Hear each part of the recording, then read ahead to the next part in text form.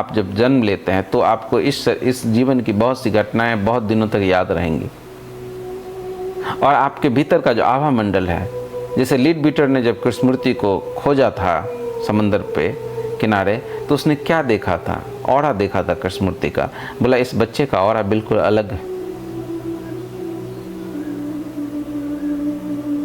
तो आपका जो आभा मंडल है, जिसको एनर्जी की समझ है, वो आपके आभा मंडल से पहचान लेगा आपको कि यही बच्चा है। और आपको भी बहुत सी चीजें याद रहेंगी।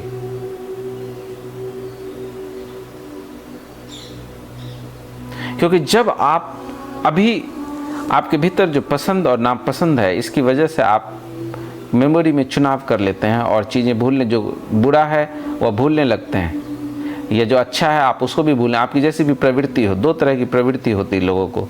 कुछ लोगों की प्रवृत्ति होती है दुखवादी होने की, जिनका प्रेत शरीर सक्रिय है, तो जो जो बुरा है वो उसको याद करेंगे, उसको रिपीट करेंगे, बार बार चुनाव करेंगे।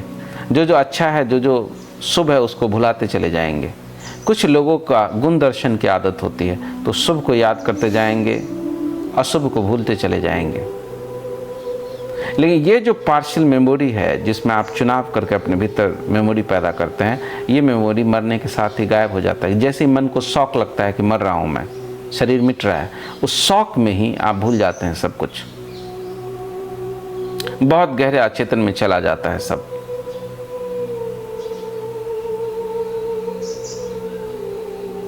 फिर जब आपका जन्म होता है तो 3-4-5 महीने तक याद थोड़ी बहुत रहती है पुराने जन्म की, पुराने अनुभवों की।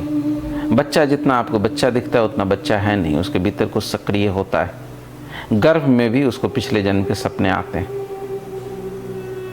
लेकिन 3-4 महीने के बाद जैसे जैसे उसको नया नाम मिल जाता है, नए नाम से लोग संबोधित करने लगते हैं, नई आइडेंटिटी मिल जाती है, उसका पुराना सब मिट जाता है।